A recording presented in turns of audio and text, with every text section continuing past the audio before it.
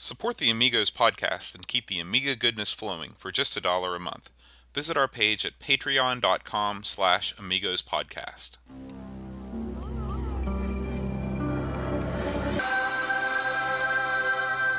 Amiga, the first personal computer that gives you a creative edge. Amigos, the podcast about everything Amiga. Amigos is a proud member of the Throwback Network, your home for quality retro podcasts. And now, here are your hosts, Aaron Dowdy and John Bodovkar Schaller. Hi everybody, welcome to Amigos. I'm John. And I'm Aaron. And this week we're going to talk about Zool 2. Electric Boogaloo. The How sequel, many stupid jokes can I make about that? The sequel that everyone was clamoring for. It had to happen. But before we get into that hot Zool action, we have the results of our... Well, we don't have the results. We're going to do the drawing live on air. It's the results. It's a frozen envelope situation. You're tipping our hand here. Yeah.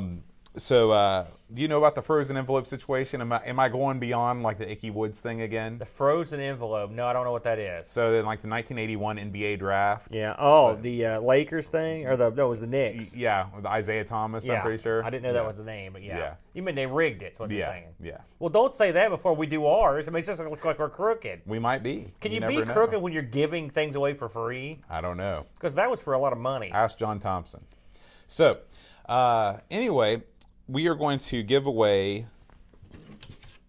some of these awesome Amigos magnets. And like we talked about for the past 2 weeks, we're giving these out to people who left us iTunes reviews. So I have all of the reviews. Well, I have these are all the names. These are all new reviews, all those? Well, they're all the reviews we've ever gotten in the history of the podcast. So they're not new. So some people are in the contest, but they didn't enter anything Define recently. New. Like since we started the contest. Oh, no, I just threw everybody in there. Would you prefer that I didn't? I don't know what you're doing, Bo. Okay. Did we get any new reviews? We got all kinds of. Look at all these reviews. But you said those were there when we started. No, some of them were. Can you give me a ratio? Yeah, most of them were after we started the podcast. But I didn't want to leave the people, our earliest supporters, Who's going to review our cold. show before we ever started it? Before we started the contest. Precognitive reviewers. Aaron, I would like you to draw 3 names. From this. Oh, put the heat on me, eh? Yep. And read them aloud as you draw them. Winner number 1, we're giving away 3 magnets. I'm not even going to take the one on top. Okay. Let's get down here, because the little guy always gets hosed. So let's see who the little guy is here. Okay. Ard's a better bike than laying away the bucks. You might want to turn it over. Oh, sorry. Alex Santos. Okay. Santos Gold. It's Alex Santos. You are a winner. So thank you. Alex Santos. You know what Santos Gold is? Well, Santos means saint in Santo Spanish. Gold. You never heard that? Is that in a the tequila? old days, there was an infomercial called Santo Gold. It was you bought jewelry from Santo Gold. Really? And it used the money to fund this hideous, never-released horror wrestling movie. That sounds awesome. Called Blood Circus. Yes, look into that. That's Okay. a little tidbit for you. Number 2, that's what I remember. Congratulations, Alex, on having a cool name. Okay. Number 2, we'll go with this one. Jason W., Canada. Okay, so I'm almost certain that is Jason Warren. So congratulations, Jason. Has he won something here before? He's won our undying affection I know for that, but I mean, hosting our website. I know that, but really? Yeah. I mean, we have affection, but I mean, I have no idea. Didn't he win on another show? I can't remember. You're not working with me today, but you look like you just want to smack me. Okay. Well, see now, I didn't mean to do that. That's okay. Well, it's not rigged. I want this to be non-crooked. Okay. See, that one's I'm turning that one back over. That was a cool name, though. Okay. Here we go. Here it is. Now that's a good. Whiteout Labs. Whiteout USA. Labs, USA. Whiteout Labs. All right. Why don't you go ahead and draw one more? Is this the alternate? This is the alternate in case one of these 3 does not fulfill their reach out to us. One of our fans. Because I remember Whiteout Labs, his review is from early 2015 or something. So, really? Yeah. I'm surprised he was from the United States. That's what really blew my mind. Okay, here we go.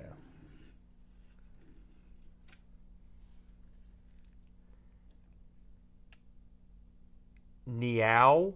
Niao from Canada. Canada. All right.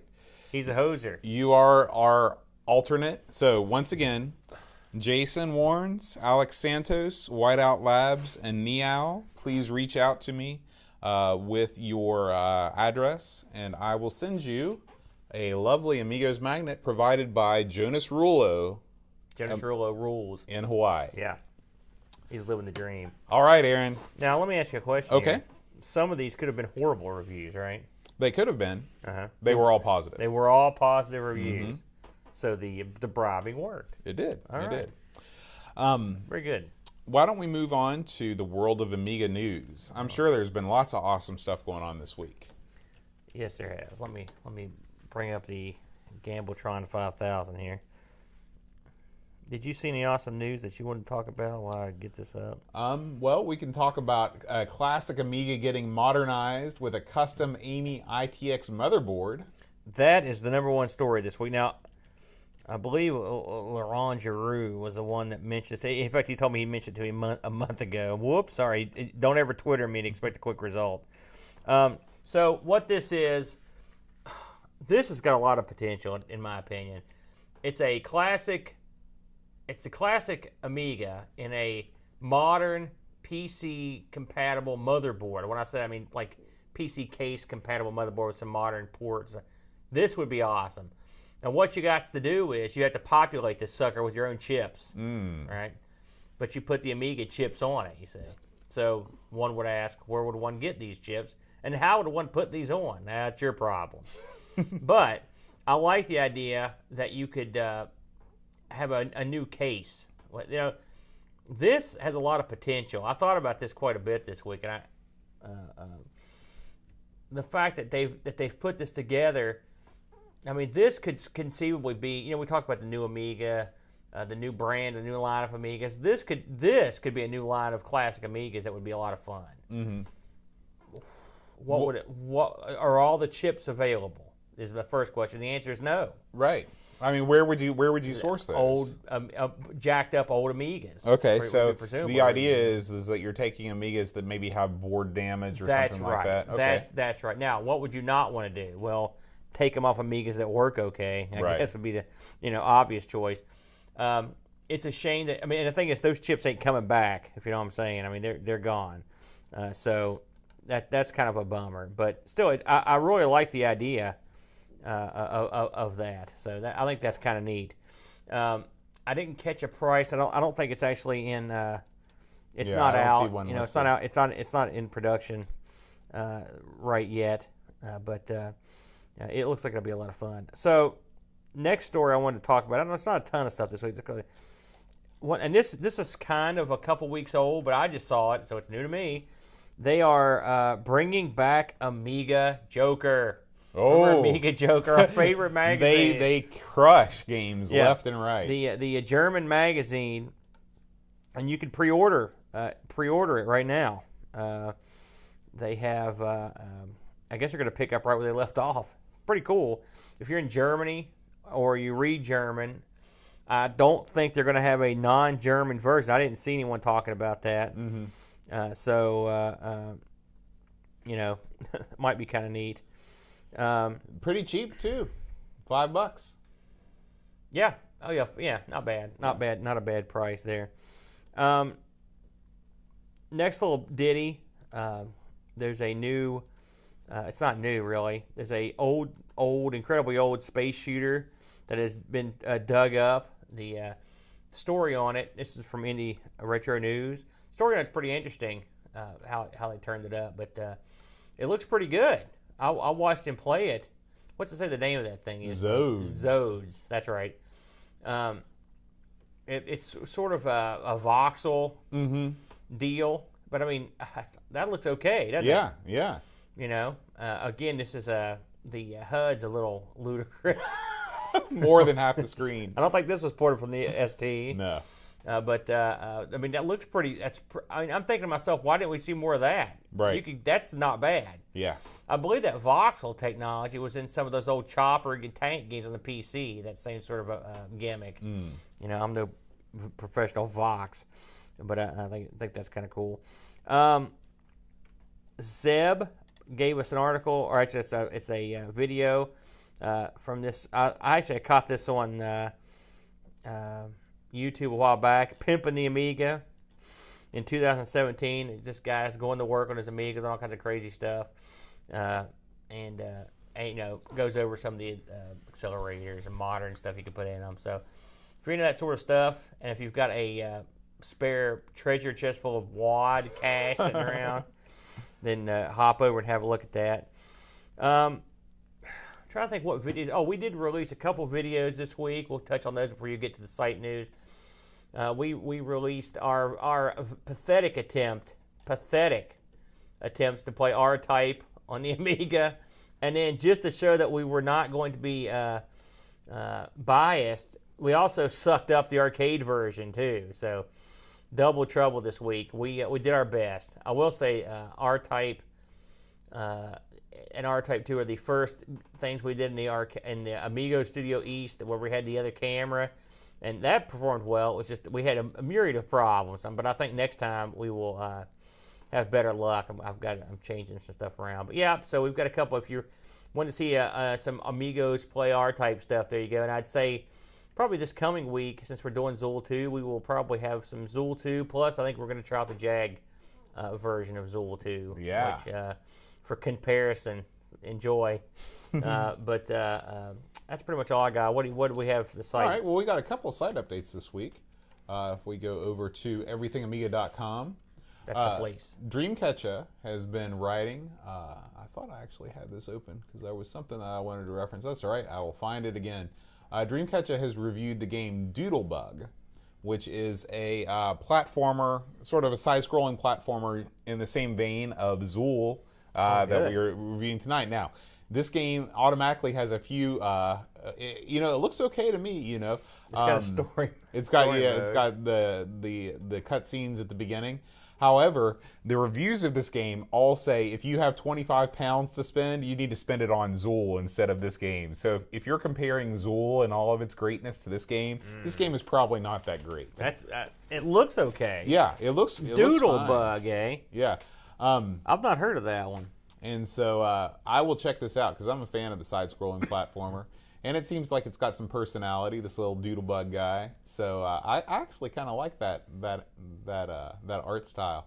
So check out that Dreamcatcher article. And, of course, the big news this week is that Kickstart issue 11 has been released. Just got popped today. Yeah. I haven't even get to read it yet. So for those of you who might be new listeners, Kickstart is the official Amigos podcast magazine. And it is published on a probably monthly is the best way, bi-monthly basis by Neil Mansell, a.k.a. Spy Hunter. And he always scours the net to bring you news from whatever month. I think he started in 91 and now he's up to January, February 1992. So whatever was hot in that time, he's got a huge magazine collection and he kind of gathers all that news together. Plus there's some original articles. There's always a lot of fun stuff. We have contributed articles to Kickstart in the past, as well as the other writers for everythingamiga.com. So make sure you check this out and give it a download. It's a great read. It looks, I will say, Neil the Mansell. It looks like every month it gets a little better. I'm looking. This is the first chance I've got to really sit down and look at this, and boy, he's updated. Yeah, he's updated the layout. Everything is very. Gosh, it looks good. Yeah, it looks very professional. This, and I've mentioned this before, but if pull it down, have it on your phone, and you can flip through it when you're waiting on the bus or have an idle moment, and it's perfect for that. Perfect. It's like a little snack, and it's like a little Amiga snack you can have every once in a while. I love it. And usually, I'm like, well, I'll download this. I'll read it over the week when I have a chance. And I almost always read it like about 10 minutes after I get the thing pulled down.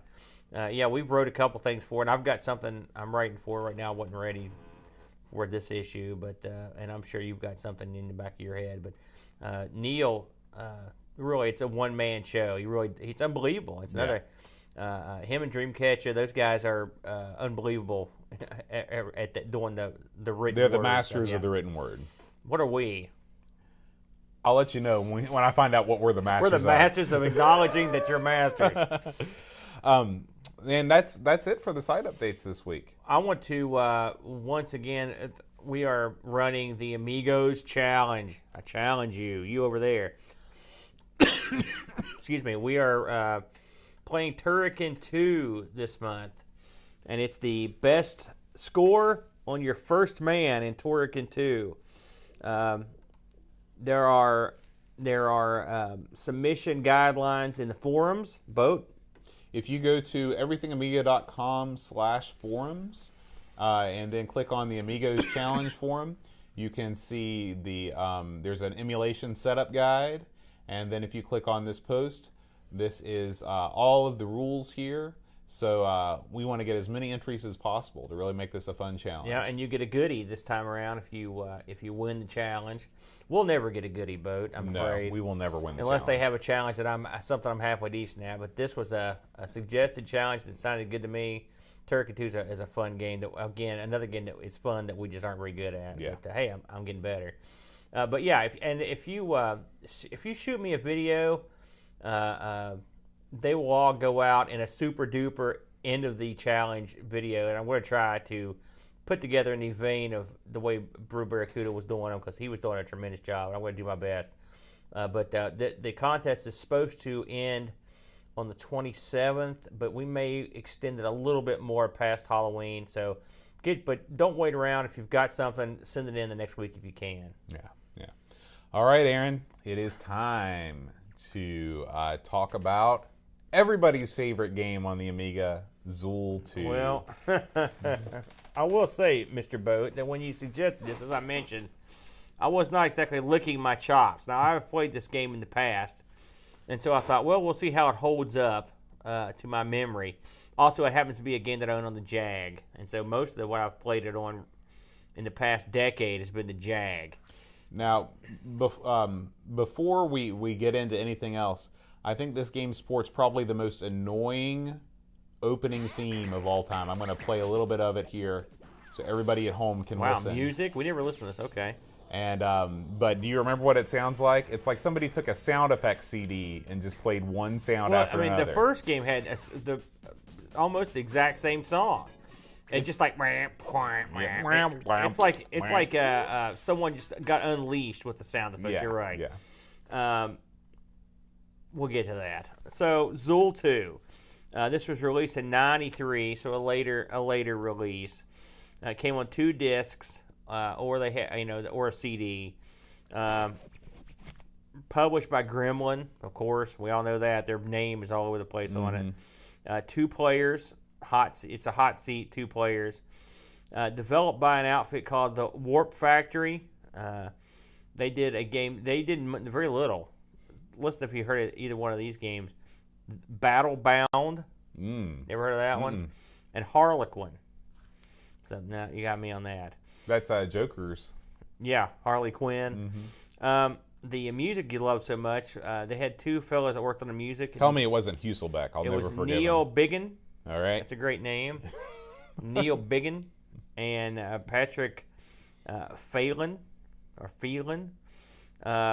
There's a AGA and a regular version of this. It didn't get ported to a lot. The PC got a port, which I had to look at, and the Jag got a port, which obviously I've played. And this is a sequel to Zool, Ninja of the Nth Dimension. Now, we covered Zool way back, and I believe it was episode 58 of our show, and I believe we had not a great opinion of it, as I recall. They also released this on the CD32. I should mention that. So this is very similar to the first game. Zool, the ninja Zool returns, who's not an ant. We'll get into that in a minute. And his enemy has teamed up with another enemy. There's Cruel, and his assistant is a guy called Mental Block. All right. Now, which I actually do kind of like this aspect of the game. Mental Block's goal is to basically erase anything interesting in the world and make everything lame, basically. So, and I could make some horrible jokes, but that amused me. This time around, Zool is hooks up with a female companion called Zooz. And she looks like Zool, except her costume's kind of red. And also, they've got their dog Zune is involved as well. What are you doing?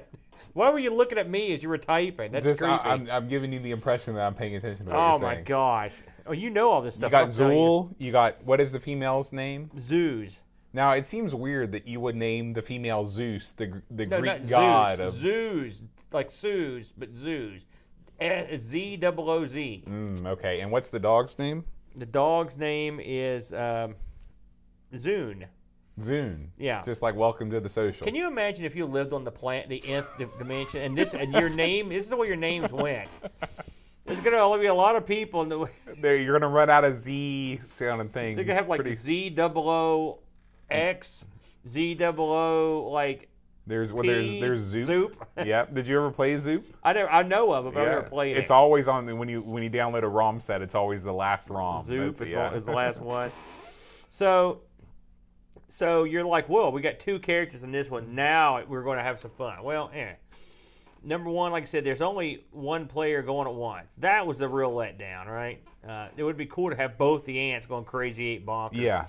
In fact, that could have really. Could have saved the game. Yeah. To be honest with you, because, just cause. And then so you're like, well, we got Zooz here. Well, Zooz is a lot like Zool. But the gimmick in this game is there's a lot of destructible environments, all right, that have secret areas, which I know you love this stuff. I do.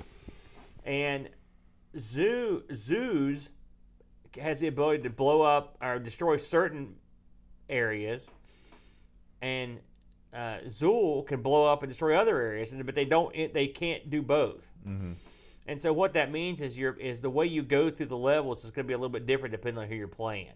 That's the big change, right? So the game is a game where this is just like the first one was. You go around and you pick up items. If you like picking up items, this is the game for you. You got to give them credit. They outdid themselves. I thought to myself, my God, I was stocking the crane machine today at my house, and I was gonna put like 7 or 8 items in the crane machine. The kids can go in there, and it's a skill. You have to go there and get these things to the crane. Tree's like, listen to me, you're doing this all wrong. She has me dump everything I got. There's stuff. This thing's stuffed with like claw prizes, right? So you're going to be able to it doesn't matter. There's no skill. You can use your butt to get one. Tree said the first attempt got 2 prizes on 1 swipe. This is an appropriate analogy for Zool too, because wherever you can't jump without getting something. It is everywhere, man. It's all sorts of suckers and candy. The sponsorship is back from the first one, Chupa Chips. They're all over the place, and they are like the Chupa Chip symbol now is like it's like the question mark blocks in Mario. Right. You click it, and a little something pops up. It is egregious product placement. Yeah, sometimes it'll be like a 1-up, and sometimes it'll be a power, and sometimes it'll be some candy. So in this game, to complete you can run all the way through a level, run back through it 10 times. But what you've got to do is get enough items collected to get to 100%, and then you're out. And the items are just candy stashed all over the place. Once you complete the level, you go on to the next level, and there are six major levels in the game, and they're all pretty much play the same. I honestly could only get to the level 2. I did cheat and play a little bit more, but this game, well, I guess to start off with, what did you think of the overall presentation before I start killing it? What did you think of the overall presentation, and what did you think of the controls and the new additions? Okay. Well, to me, this is probably, behind Super Frog, the best looking platformer game on the Amiga. I think in some ways it even looks better than the Addams Family. I think that the graphics, the backgrounds, and the smoothness of the scrolling, the sense of speed that you get. I mean, what was that game that we with Kid Vicious where they were trying to emulate Sonic? Yeah. This game, they were trying to emulate the speed of Sonic, and I think that they got away with it. I agree with you. The backgrounds in this, the parallax scrolling, it looks good. It's an attractive game. It's colorful. Mm-hmm. You know, you can see this game is a lot like Candy. That it's beautiful, but I mean, there's no substance. Right. That's the problem. But Right. I agree with you. The speed, the way it looks, the way it moves is quite nice. And so, unfortunately, after that, the game quickly goes downhill because of the same problem that Zool 1 had. And that is there are way too many jumps where the screen doesn't show you enough about where you're jumping to. And so you die, or you don't die, but you take damage fairly often. Now, I will say that the game is pretty generous about giving you a life meter. It's not just a one-hit or a two-hit kill thing. Also, putting the difficulty level on easy helps with that, That's too. the first thing I did, yeah. My biggest problem with the game isn't even that, though. It is the level design, not being sure where to go, not being herded in a direction, and the hit detection on the enemies are way, way, way too small in this game. They're hard to see, Yes. and they're hard to kill. Which we had the exact same complaint in the first game. These little tiny guys are tough to get to do anything with, and you can't. And also, there's so much stuff laying around that often I can't tell. Like in this game, you'll pick up little guys that attach to you, like follow you around, right? They look just like enemies, and they're the same size enemies everywhere. Right. It is maddening. Yeah. It drove me absolutely crazy. The fact that there's so much stuff lying around, it'll hide what's there. It's just way too busy. Secondly, what you mentioned about level design, I could not agree with you. It's odd where we have the exact same opinion of something. I mean, this is one of those games, and Nintendo had a bunch of games like this. The old platformers, where you're jumping along, and if you miss a jump, you fall all the way back to where the very first time that you started jumping up there in the first place. You're like, oh, geez. You don't die, then you got to go all the way back. And this game, the controls are not that tight because you're using up for jump, so unless you're using a CD32. So you miss a lot of jumps. And in a game that you need precision jumping in, I didn't think the controls were all that tight. I thought they were okay, but they didn't feel great for me. But most of it's the level design. Now I will say the ability to hook on the walls.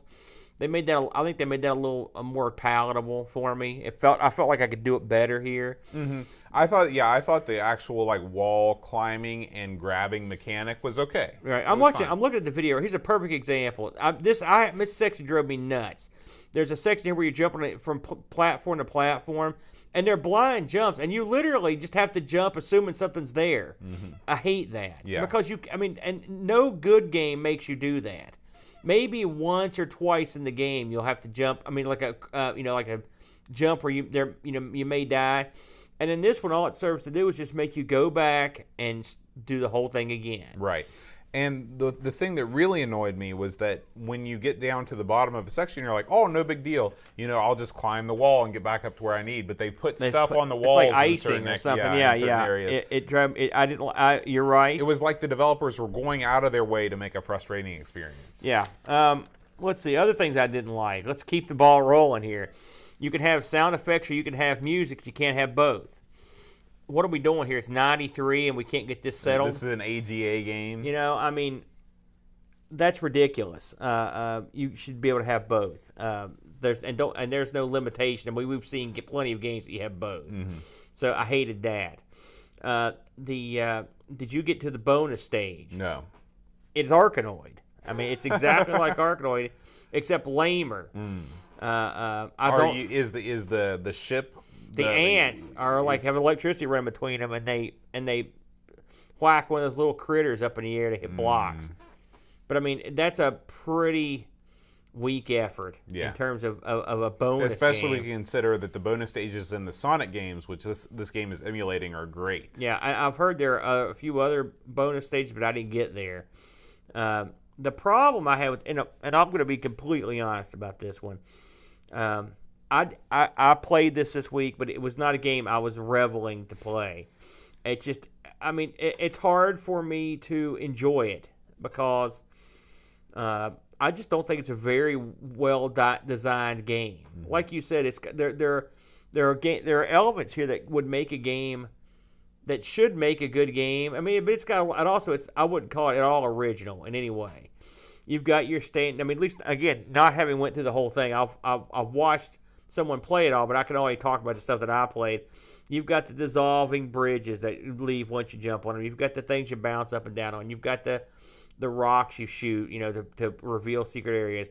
Something else I noticed, and since I played this on an actual Amiga, plus I did on the emulator and stuff, occasionally there'd be some flicker in there, or your guy would disappear. There's slowdown that happens. Which was kind of goofy. I couldn't figure out what the hell was going on there. And again, this was released in the heyday of the most powerful hardware on the Amiga. Yeah. They should have any lacking mechanics in that way are the fault of the developer, not the hardware. And a lot of it is just sort of chaotic. Mm-hmm. Like, I mean, again, if this thing wants to try to be a Sonic or a Mario, that's who I'm going to hold it up against, right? When you run around in this game, he has a move where he jumps. He sort of spins up in the air like a ballerina and shoots, and he can shoot, right? Mm-hmm. Or she. And so there's always crap flying around. Plus you've got crap hanging on you, these little critters. There's always craziness going on. It's not what it does. It makes it muddled. Mm-hmm. It's not a clean look to this thing. It always is like a bunch of crazy stuff going on. Plus you're picking up all this other crazy stuff. I was hoping I'd like it more when I played it. And the thing is, I know a lot of people like this game, and the first one, but even when it first came out, and I played it, and I tried to get into it, I didn't like it then, and I still don't like it. Yeah, I mean, I really wanted to like this game. I wanted to like Zool 1 too. I'd forgotten about Zool 1 because it had just been so long since we did it. And I thought, well, maybe now that I'm more experienced with the Amiga platform, maybe we'll get into Zool 2. Maybe they've corrected some of the things that weren't so great. Because when you look at still screenshots of this game, it looks great. Yeah. And even when you look at video, like you're looking at this video right here, like, well, that doesn't look so bad. But once you're in the thick of it and there's just so much stuff around you, you can't see what's going on. Yeah, I mean, I don't think I think they made it look a little bit better.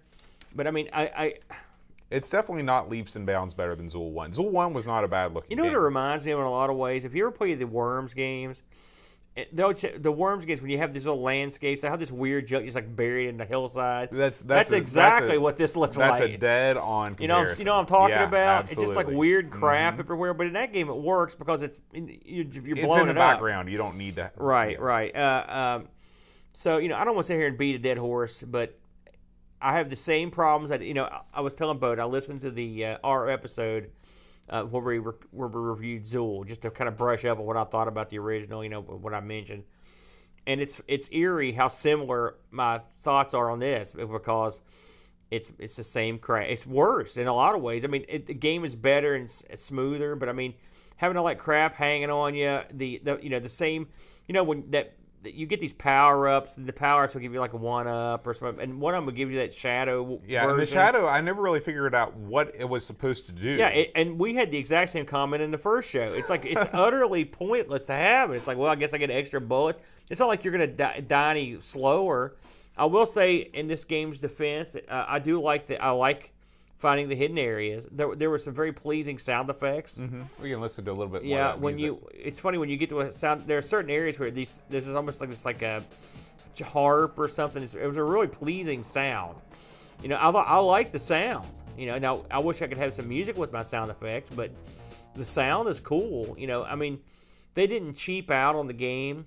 You could tell they had a pretty good crew working on it. But it's just the fundamental parts of the game. And again, this is a game that came out in that era, Me Too era, in this game. But I mean, just like we mentioned on the first review, if you're looking for like a Sonic where you just take off running and you're having to go, no way, you're gonna get killed, quickly, and it's no fun. Yeah.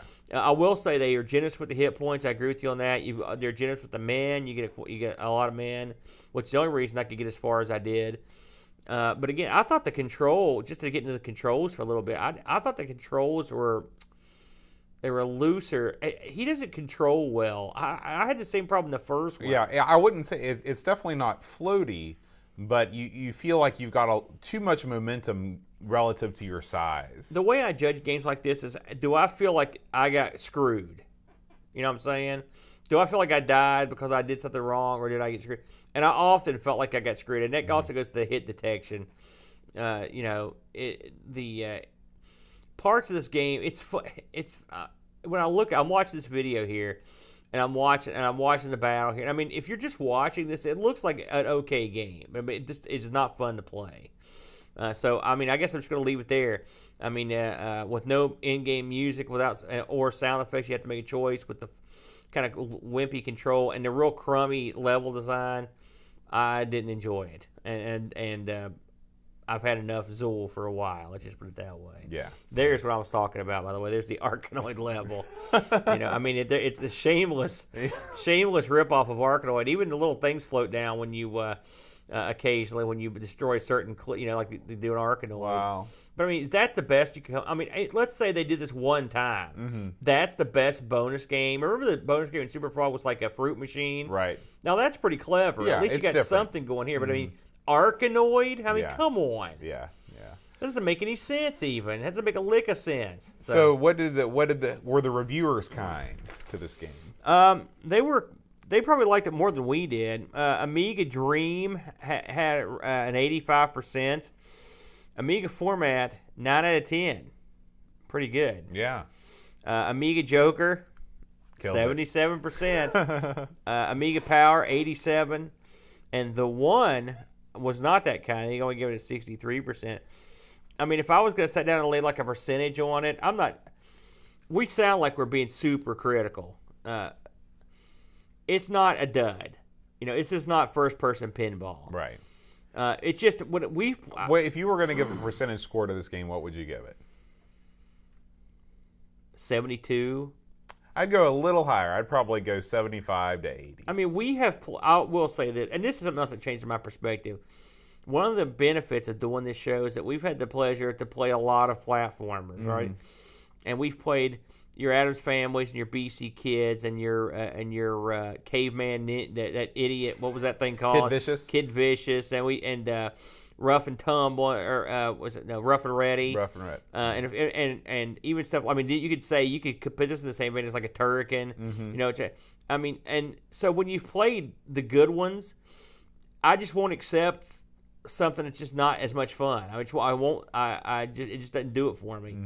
I honestly think I don't even like the concept of this. Go around and collect fruit until you get at the percentage you need to leave. I like to get to an end of a level, maybe fight a boss and move on. I don't necessarily like that hunt around for stuff. It makes it frustrating for me too. And then there's a lot of backtracking and stuff. Right. I don't want to do that. I mean, I want to go to the next level. Yeah, look, we're watching this video here. I know for you folks on the radio land, but I mean, it looks like the poor ant or the non-ant is just inundated. There's crap everywhere, and there's numbers flying off of them. It's just, I mean, God, it makes you nervous just to watch it. Knock ZR in the chat. He says he really sums it up. He says another example of technical achievement over game design. Yeah, that's true. And we went into this heavily in the first time we did Zool 1. Gremlin released a presser to tell everyone that Zool was not an ant. He was the representative for a body of ants, but he's not an ant himself. He's not an ant himself. So why would you even... Wouldn't it have been easier just to say he's an ant, an alien? I can buy an alien ant. Right. I could buy an alien ant farm. Right. I was going to say, have them do the soundtrack. That'd be okay. So, I mean, and we laughed a lot about that the first time around, but, It's weird. It's weird. This is again, those mascot years on all. And it's, hey, the Amiga is certainly not the only one. Let's not forget Crash Bandicoot. Crash Bandicoot went on to be a big deal, but I'm talking like Arrow the Acrobat, and Bubsy. But Bubsy was sort of a big deal. But you had plenty of duds that I'm sure you had raccoons and kangaroos and God knows what else that flopped over. So just throw another guy that represents ants on the pile. I would put Zool right up there with Bubsy. I think. Did you not like Bubsy? I've never played the Bubsy. Well, game. I just think in terms of mascots, Bubsy I think got 3 games. Zool got 2 games. Zool, if you were going to think about a mascot platformer on the Amiga, Zool is it. There is a. You think Zool over Super Frog? Super Frog was one title. That's true. There's got to be something that got more. What about so. Now? What about Dizzy? Dizzy, he had multiple titles. That's not a platforming game like. I enjoyed that. And Dizzy didn't get like a ton of Amiga releases. That was more of an. Do you remember that game we played on the marathon, the Dizzy game we played? Yeah. And that game was infuriating to me at times, but I enjoyed it a lot more. Well, than it's a different kind of game. That's a slow moving, more of a puzzle. Yeah. But I thought it was definitely. We unique. should definitely take a look at it again. We haven't done a Dizzy game. I know that is surprising, isn't it, that we haven't done one? So we'll have to put that on the list. But overall, meh. It's like he said. Did you check out eBay? I did. So, if you're in Italy, you're laughing. $19, not counting shipping. You can get a box copy. In the UK, you're looking at about $21 shipped US. So not too bad. You can get I saw there were and there had been more that had sold recently. So it doesn't look like it's a particularly difficult game to get hold of. If you want it on the Jag, it's not a particularly difficult game to get hold of on there either. So apparently, but then again, there weren't that many platformers on the Jag either. So when you're in the Jag, you think the Amiga people got screwed. Those people over in the Jag got super duper screwed. I can't think of another platformer on the Jag. Period. Can you? Well, Bubsy's on the Jag. Yeah, I thought Bubsy 3D was on the Jag. I don't remember. I will say this: it's funny, the Amiga and the Jag had more crossover than you'd think with Pinball Dreams and Brutal Football. Mm-hmm. If you are into the Jag at all, or just want to hear how this looked on the Jag, I recommend Shinto's Jaguar Game by Game podcast.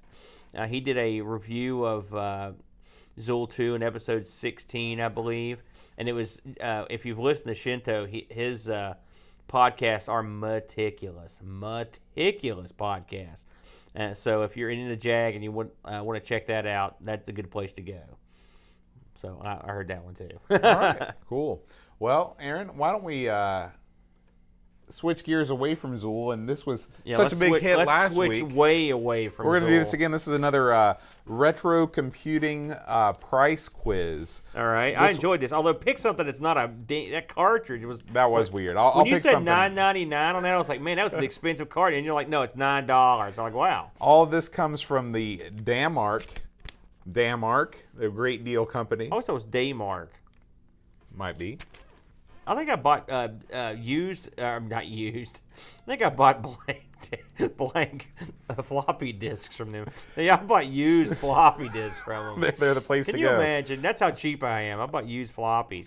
This is from 1993, so keep these prices now, in mind. This is different from the one we used last week. This is different, okay. right? So this is going to be If you guys listening at home have any old catalogs laying around that you would like to send us or scan them, let me know because we love doing this. This is just a fun thing to see what stuff was going for. Okay, so I'm going to do things backwards for this first. Like Jeopardy. Yeah. Okay. Oh, I've got one of these VCRs right there on the back. So I'm going to give you the price, right, and I want you to tell me the specs. Oh, jeez, Boat. Okay. Well, you make it super hard. Okay, so think me. about 93. So in 93, let's see, you were 22 years old, fresh out of college, new degree in hand, and you were ready to embark upon the working world. I have an idea of what was going on. Go ahead. So this is $12.99 is the price. Okay, the manufacturer's suggested retail is $5,248. That's obviously crap. Yeah. Okay. Does this get you a 386, a 486, or a Pentium. Now this was 93. Okay, and the price was what now? $12.99. Including a monitor. Yes, including a monitor. In fact, this is a laptop. Oh, it's a laptop. It's a laptop. And the choice are 386, 486, or Pentium. That's correct. I'd say 46. Correct. Yeah. Correct. Okay. What kind of a hard drive do you think that this thing would be sporting? 93. And this is an IDE hard drive. Oh, I would say probably, 93. Probably at 20 gig. Oh, not close there. 120. Wait a minute, 20 gig? No. 20 meg. 20. Yeah, I thought you meant 20 meg. Excuse But this is 120 megabytes. Okay. 120 megabytes. I wish 20 gigs. Sorry, Yeah. I always do that. Yeah. All right, let's go to something else. That's a very difficult question, Bo. You can help me out here. I thought you did well. Boy, there's all kinds of crazy stuff in here. Yeah, I know I used to order stuff from these guys. Let's see. Okay, how about this? This is a 24-pin dot matrix printer. All right. Okay. It is by the brand Citizen. Have you heard of the Citizen brand before? I have. Okay, so this is 72 CPS, copies per second. I don't know what CPS, characters per second. And let's see. You can convert it to color printing, but it's black and white. It's got 8 fonts, a 2-line, 8-character LCD screen. What do you think? Fancy. What do you think the price on this printer would I want be? to go with $219, Bo. You're very close. $239. $239. Okay. CPS, is that characters? Characters per second, Is that probably. Okay. Now, we were talking about this last week. You were talking about the adventures of Wilcox and his hand scanner. Yes. Okay. So in 93, there were flatbed 600 DPI full-page scanners available. Okay. So this is a 600 DPI resolution. It's got OCR. It requires a 386 and DOS or Windows 3.0 or higher. All right. What do you think this flatbed scanner would retail for? $319, Bo. Ooh, too low. Really? These things were expensive. $899. Wow, that's crazy. You know, when we did that episode last week with talking about the Chudley stuff, it occurred to me, I actually have video of me playing with the hand scanner. I may upload a chunk of it because it is sort of amusing. Oh. I mean, I was losing my mind over this thing. Remember I told you about scanning comic? I've got a video of me doing that back in 93. You need to put that up on YouTube. I may have to put that up, yeah. Looks like we have some people in the chat. We got this guy, man. He says, "Hi guys, big fan of the Amiga here. I actually worked on 2 of Amiga games. What did you work on?" Oh, We'd man. love to hear from you. We've got an author in the house. But while we're waiting to hear that, we're going to do one more. All right. Okay? We're going to see what you think about the price of this desktop. Okay? Now listen to these specs. All right. This is a 486, 33 megahertz. So this is a little bit faster than the laptop. The laptop was only 25 megahertz. It has a 213 megabyte hard drive and a 14-inch Super VGA color monitor. 4 megabytes of RAM, expandable to 32.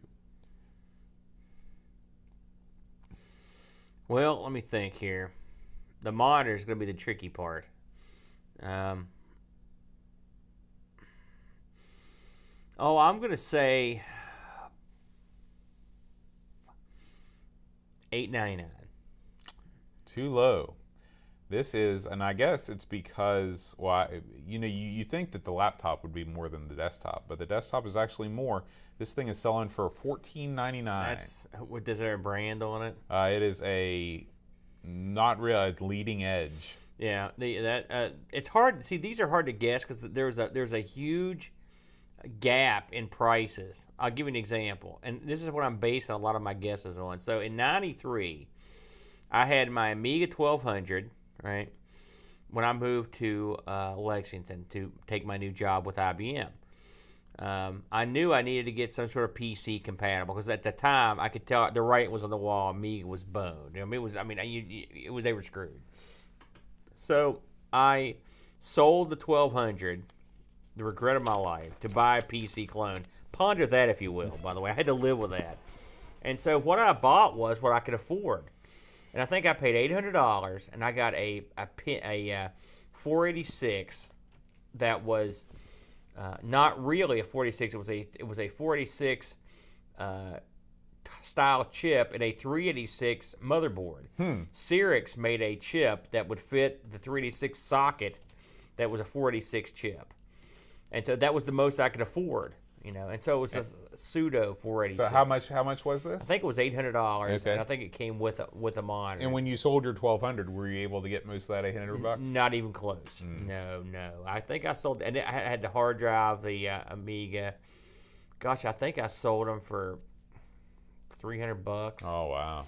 Something like that, $300 or $400. Of course, the Amiga, like you said, you could see the writing on the wall. People were probably trying to unload those. The funny thing is, when I moved, when I was at home with my mom and dad, I was just ready to go to college. I could see the writing on the wall there, and so we sold our Coco to get a clone. Mm-hmm. So I was sold 2 really good machines to get a crappy clone that no one gives a crap about. Right. Now, do you own either of those machines anymore? Obviously I own the Amigas. No, I'm talking about the oh gosh, no. I don't think I even own elements of them anymore. The way I buy PCs, well, one was the Tandy TL. So that was long gone. I don't know where that went. And the other one was which is that one I was telling you about with the Cyrix in it. And I upgraded those. The one thing about the PC that I did like is that you could always get a new motherboard, get a new processor, you could get more memory, you could, so it was sort of like you could keep the ball rolling.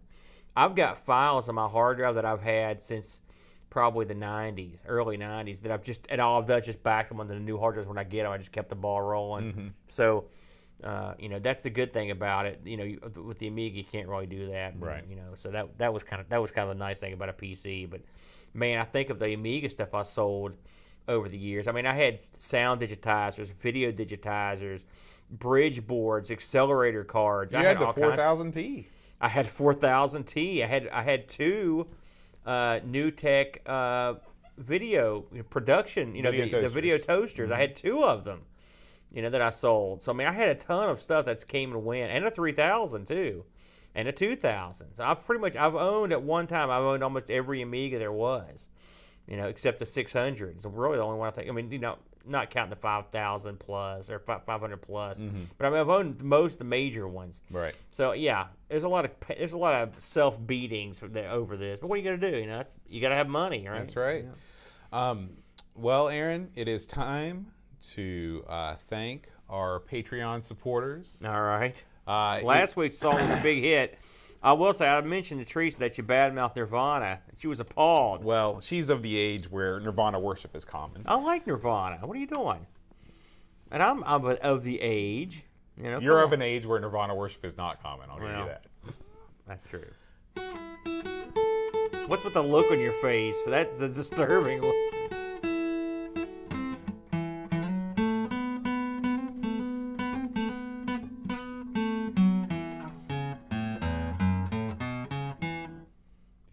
I don't know what you're doing. Is that a song? I was reeling in the years. That was? You don't recognize? Oh man! All right, let me tell you something. Go back to school, pal.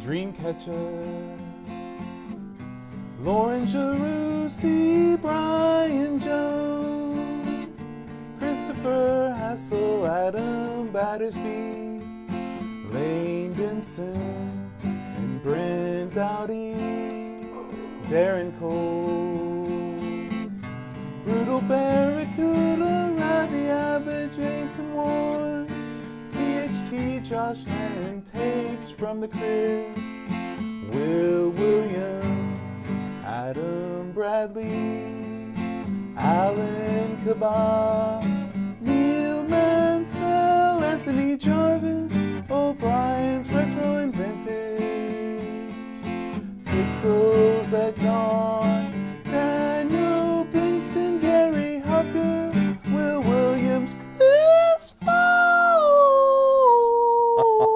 Kjellbjorn Barman.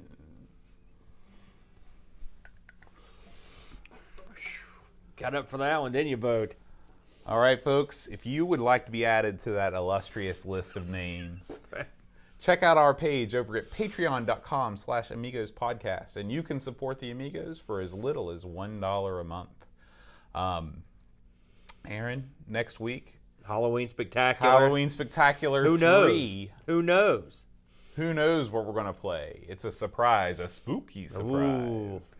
So, but before we go, Aaron, why don't you tell the folks a little bit about your upcoming Halloween festivities? Well, why? Because we agreed that we were going to talk about this on the show. That's right. What did you think I meant? I don't know, man. I thought you meant like what I'm doing for Halloween, the actual day. Oh, no. Why Worship would I the care? devil. That's, okay. That's what you do, isn't it? Everybody got their something. You know, my Halloween party's tomorrow. You're invited. Thank you. And all of our listeners are invited. In fact, I talked to all the local ones, I think, and they can't come. All one of them. But, yep, tomorrow is the big spooktacular at the Dowdy Estate. This year's theme, Edgar Allan Poe. It is. That's the theme. But it's not really much of a theme. But that's the theme. So we're having I thought you said that it wasn't going to be Edgar Allan Poe. Well, it's not really a theme, but it's sort of. There's some remnants of it still there, you know. We're going to have video game playing. We're going to have fire weenie roast. Ooh, I love weenie roast. We're gonna have the s'mores going on. Oh, yeah. We're gonna have the big. They had the fire last year. Is Wilcox going to be there? I don't know. He has not. He has not returned my invitation. Him and Matt, either one. They may be upset with me because I haven't been around much here recently. For the obvious reason, no one gets that I'm gone all the time. But it should be a happening. There'll be kids running amok. Mm-hmm. There'll be a magical mystery punch that I'm going to put together. Roll up. And I will be. Roll up for the mystery punch. Oh, yeah. And I'm going to have my cool outfit on. Mm-hmm. You know, I expect you to have some sort of... You're not going to wear that green thing again this year, are you? I usually wear that every year. Yeah, that picture of you in that is one of the more disturbing things I've ever seen. It is. It is. I look very you should really wear something Speaking underneath of that. rotund people like Shango, I'm looking quite rotund. You know, in you that. said that about Shango, and I'm going to tell him you said that. You know, I went back and I looked at some classic Shango, and for some reason, I thought he was a real skinny guy. But he was never. He's a big guy. Yeah, he's a big bruiser. Yeah, I met Papa Shango, by the way. I don't know if I mentioned that to everybody, but yeah, it was cool. Real nice guy, but he's in good shape. Mm-hmm. He would pound you like a nail, Boat. Anybody that's in the field of professional wrestling would have a field day. He also is in the film of Pimp. He's the Godfather. He's a voodoo Godfather. You want to screw with that guy? Not particularly. No. So it'll be great. It'll be loads of fun, and hopefully we'll shoot some video. We'll put it up on the YouTube there on the YouTube. On the YouTube. Maybe on the Twitter. Hey, by the way, for anyone that's wondering why I double post everything on Twitter, I don't know yet. I'm working on it. I've got a lot of hassle over that. I don't even control it. I post stuff all the time. I'm like, what is that? It's something you posted. It automatically posts. I don't know what's going on. We'll work on your IT situation. Thank you. What, this isn't good enough for the end of the show? What if I sing it? My IT is screwed up. Help me, Boat. I love it. Oh, yeah. All right, guys. We'll see you next week. Until then, adios.